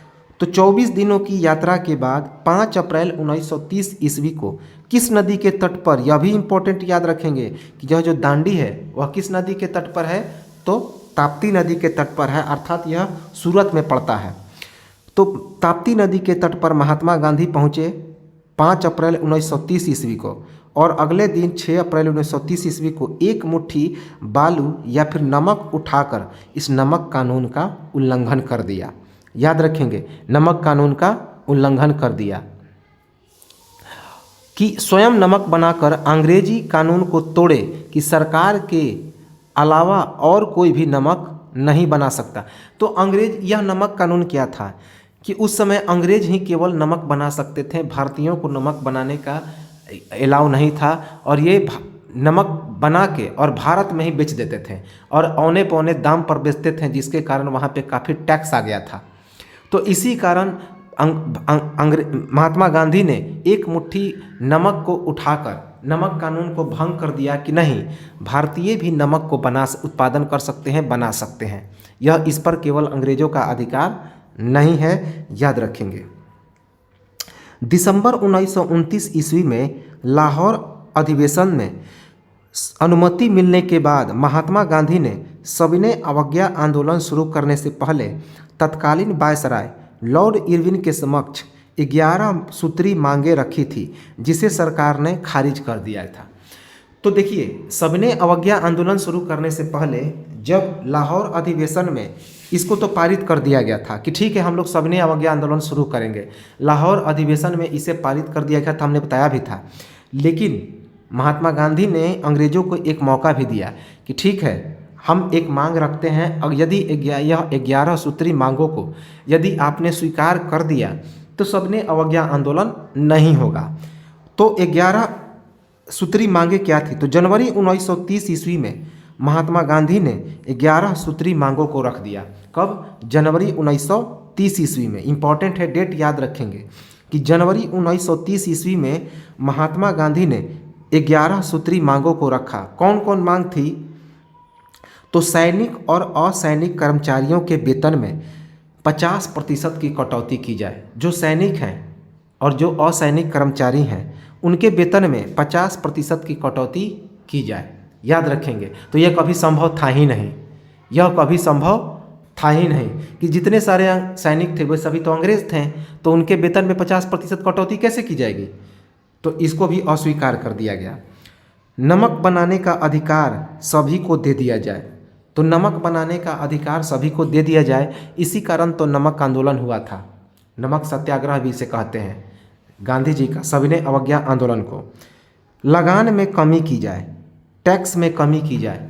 तो टैक्स में तो कमी कर सकते थे अंग्रेज, लेकिन इन्होंने इतना बात कह दिया था कि इतना आप टैक्स में कमी कीजिए, जो अंग्रेज के बस के बाहर था। क्योंकि हमने बताया था कि महात्मा गांधी इतना मांगते थे कि वे मार्जिन करते थे कि घट के अंग्रेज जो हैं इतने पे आ जाएंगे जितना हम लोग का ज़रूरत हो जाएगा। तो ये बहुत ज़्यादा मांग रख देते थे महात्मा गांधी कि घटते घटते तो अंग्रेज इतने स्तर पे आ जाएंगे जितना हमको ज़रूरत है, इसीलिए वो ज़्यादा मांगते थे। अगर वो थोड़ा सा मांग रखते तो हो सकता था वो जीरो कर देता अंग्रेज। तो इन्होंने लगान में कमी की मांग की, लेकिन बहुत ज़्यादा लगान में कमी की मांग कर दी। रुपया और पाउंड के विभिन्न दरों में कमी की जाए। तो रुपया और पाउंड के विभिन्न दरों में कमी की जाए, ऐसा पॉसिबल ही नहीं था, क्योंकि अगर पाउंड में के दर में कमी हो जाता तो यह तो अंग्रेज़ों का पाउंड था, उसमें कमी संभव था ही नहीं। तो रुपया और पाउंड के विभिन्न दरों में कमी की जाए, यह भी महात्मा गांधी ने मांग कर दिया था, जो कि असंभव था। रुपया में तो संभव था लेकिन पाउंड में पॉसिबल नहीं था। विदेशी कपड़ों के आयात को नियंत्रित कर दिया जाए। तो ये तो और बेकार था। अगर विदेशी कपड़ों का आयात रुक जाता तो अंग्रेज़ों का व्यापार भी रुक जाता। तो विदेशी कपड़ों के आयात को नियंत्रित कर दिया जाए, यह भी महात्मा गांधी ने मांग रखा। शस्त्र अधिनियम में परिवर्तित कर दिया जाए। शस्त्र अधिनियम में परिवर्तित कर दिया जाए, यह भी महात्मा गांधी ने मांग रख दिया था कि जो शस्त्र है उस सभी को रखने का अधिकार दीजिए, सभी को ज़रूरत पड़ने पर इस्तेमाल करने का अधिकार दिया जाए। तो यह तो अंग्रेज़ों के नियम के खिलाफ था कि भारतीयों को अगर ऐसा मिल जाता अधिकार, तब तो अंग्रेज़ों के नाक में दम हो जाता। तो यह भी उन्होंने अस्वीकार कर दिया। अगला उनका मांग था कि मादक पदार्थों पर प्रतिबंध कर दिया जाए। जो शराब है, जो हानिकारक पदार्थ हैं, मादक पदार्थ, उन पर बैन कर दिया जाए। तो ये सब तो मांग नॉर्मल थी, तो इसको अंग्रेज़ों ने मांग भी लिया कि ठीक है चलिए हम शराब पर बैन कर देंगे, मादक पदार्थ पर बैन कर देंगे। अगला मांग था CID अर्थात सेंट्रल इन्वेस्टिगेशन डिपार्टमेंट में सुधार किया जाए। उन्होंने कहा कि आपका जो CID विभाग है वह निर्णय गलत देता है, वह जांच पड़ताल सही से नहीं करता है। तो CID अर्थात सेंट्रल इन्वेस्टिगेशन डिपार्टमेंट में भी आप सुधार करें। राजनीतिक कैदियों की रिहाई की जाए। जो राजनीतिक कैदियों को आपने कैद किया है उनको आप क्या कीजिए, तो रिहा कीजिए। यह भी मांग जो था जटिल ही था, लेकिन कोई दिक्कत नहीं था अंग्रेजों को। तटीय नौवाहनों को भारतीयों के लिए सुरक्षित की जाए। तो यह तो गड़बड़ था। जो तटीय नौवाहन थे उन्हें भारतीयों के लिए सुरक्षित कर दी जाए, यह भी मांग रखा महात्मा गांधी ने, जो कभी संभव नहीं था। डाक संरक्षण विधेयक को भी स्वीकार की जाए। तो डाक संरक्षण विधेयक को आप लोग स्वीकार कर लीजिए, यह भी महात्मा गांधी ने मांग रख दिया था। इम्पॉर्टेंट है डाक संरक्षण विधेयक। तो ये सभी मांगों को रखा किसने? महात्मा गांधी ने। अब देखिए फरवरी 1930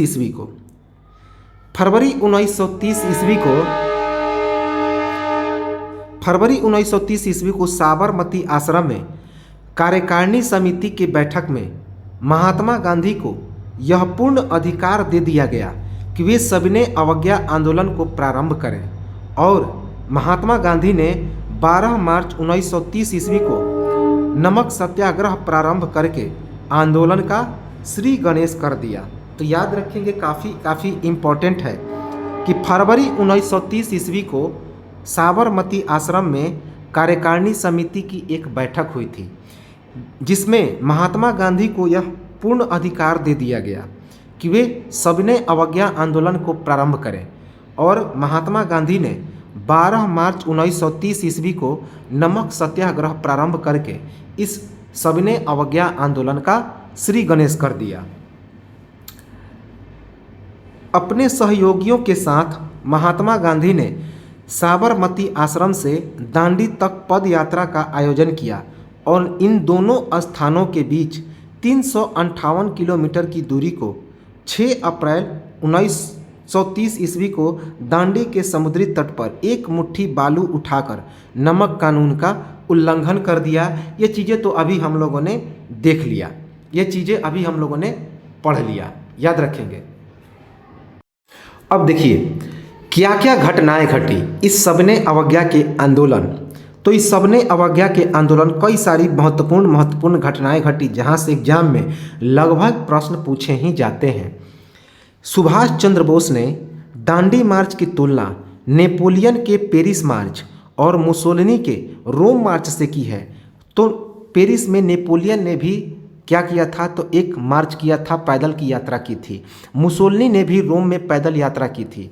तो सुभाष चंद्र बोस ने दांडी मार्च की तुलना नेपोलियन के पेरिस मार्च और मुसोलिनी के रोम मार्च से की है, इम्पॉर्टेंट है।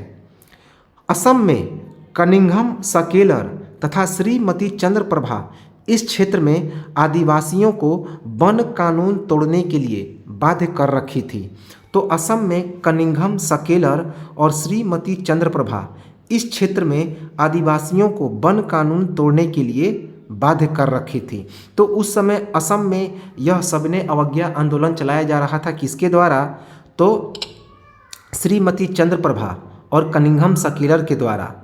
याद रखेंगे कि आदिवासी जो थे वे वन कानून का उल्लंघन कर रहे थे। तो असम में कौन सविनय अवज्ञा आंदोलन का काम कर रहा था, तो श्रीमती चंद्रप्रभा और कनिंघम सकेलर। उड़ीसा में गोपी चंद बंधु चौधरी ने सविनय अवज्ञा आंदोलन का नेतृत्व किया। तो पूछा जाता है उड़ीसा में सविनय अवज्ञा आंदोलन का नेतृत्व किसने किया, तो गोपी चंद बंधु चौधरी। तमिलनाडु में सी राजगोपालाचारी ने तिरुचिरापल्ली से वेदारमणियम तक पैदल यात्रा करके सविनय अवज्ञा आंदोलन का नेतृत्व किया। तो तमिलनाडु में सी राजगोपालाचारी ने तिरुचिरापल्ली से वेदारमणियम तक पैदल यात्रा करके सविनय अवज्ञा आंदोलन का नेतृत्व किया। मणिपुर में 13 वर्षीय नागा महिला गौडीनेलियू ने सविनय अवज्ञा आंदोलन का नेतृत्व किया और इसी कारण जवाहरलाल नेहरू ने उन्हें रानी की उपाधि से सम्मानित किया। तो काफ़ी इम्पोर्टेंट है कि मणिपुर में 13 वर्षीय नागा महिला गौडीनेलियू ने सविनय अवज्ञा आंदोलन का नेतृत्व किया और इसी कारण जवाहरलाल नेहरू ने उन्हें रानी की उपाधि से सम्मानित किया। तो याद रखेंगे, इस पर एक करंट अफेयर्स भी बन चुका है कि रानी गौडीनेलियू का एक संग्रहालय बनाया गया, उद्घाटन किया गया, कहाँ पे, तो मणिपुर में। किसके द्वारा, तो गृह मंत्री अमित शाह के द्वारा। रानी गौडीनेलियू संग्रहालय, म्यूजियम, याद रखेंगे। बिहार में चौकीदारी कर के विरुद्ध सविनय अवज्ञा आंदोलन चलाया गया। तो बहुत इंपॉर्टेंट है बिहार के एग्जाम के लिए कि बिहार में जो सविनय अवज्ञा आंदोलन चलाया गया किसके विरुद्ध, तो चौकीदारी कर के विरुद्ध। याद रखेंगे, चौकीदारी कर के विरुद्ध। उत्तर प्रदेश में भूमि कर के विरुद्ध सविनय अवज्ञा आंदोलन चला। तो उत्तर प्रदेश में भूमि कर के विरुद्ध यह सविनय अवज्ञा आंदोलन चलाया गया था। चंद्र सिंह गढ़वाली ने पेशावर में गोली चलाते हुए सविनय अवज्ञा आंदोलन का आह्वान किया। तो चंद्र सिंह गढ़वाली ने पेशावर में गोली चलाते हुए सविनय अवज्ञा का आह्वान किया। तो यह भी पूछा जाता है कि पेशावर में किसने नेतृत्व किया, तो चंद्र सिंह गढ़वाली ने गोली चलाते हुए सविनय अवज्ञा आंदोलन का आह्वान किया। सविनय अवज्ञा आंदोलन के दौरान बच्चों का उत्साह भी देखने लायक था, क्योंकि लड़कों ने बानर सेना तथा लड़कियों ने मंजरी सेना का गठन किया था तथा इनमें सबसे प्रमुख संगठन था गौड़ हरिदास का जो बानर सेना था। याद रखेंगे, गौड़ हरिदास का बानर सेना। तो सविनय अवज्ञा आंदोलन के दौरान बच्चों का उत्साह देखने लायक था, क्योंकि लड़कों ने बानर सेना तथा लड़कियों ने मंजरी सेना का गठन किया था। याद रखेंगे, तथा इनमें सबसे प्रमुख जो संगठन था वह कौन था? तो गौड़ हरिदास का था, गौड़ हरिदास का था। इम्पोर्टेंट है। गौड़ हरिदास ने बुंदेलखंड रियासत के छतरपुर में करों की अदायगी का आंदोलन चलाया, करों की नौ अदायगी का आंदोलन चलाया। याद रखेंगे कि गौड़ हरिदास ने बुंदेलखंड रियासत के छतरपुर में करों की नौ अदायगी का आंदोलन चलाया। इम्पोर्टेंट। खान अब्दुल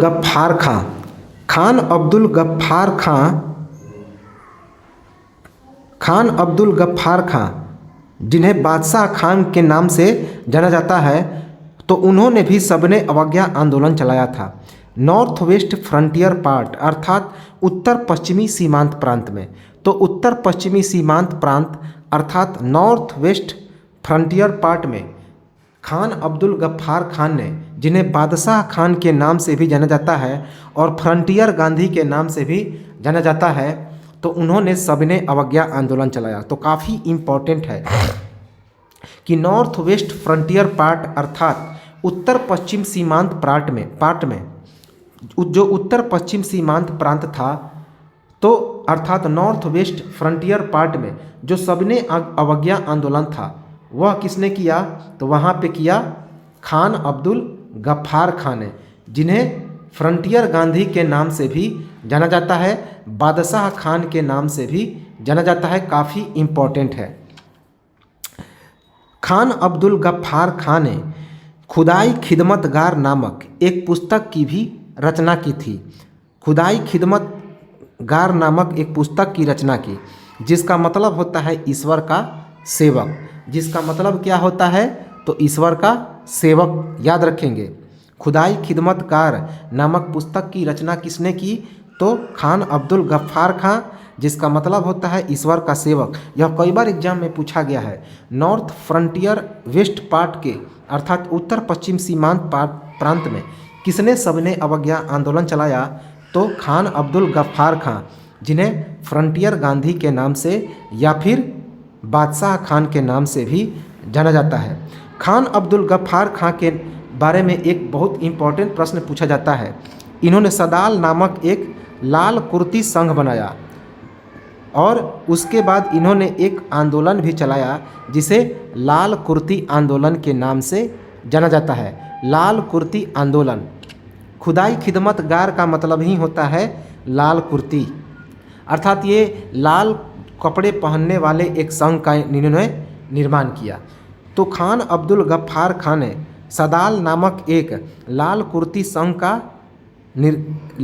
संघ का निर्माण किया, जिन्होंने एक आंदोलन भी चलाया। इस संघ ने एक आंदोलन चलाया जिसे लाल कुर्ती आंदोलन कहा जाता है। तो यह भी एग्जाम में पूछा जाता है कि सदाल नामक संगठन की स्थापना किसने की?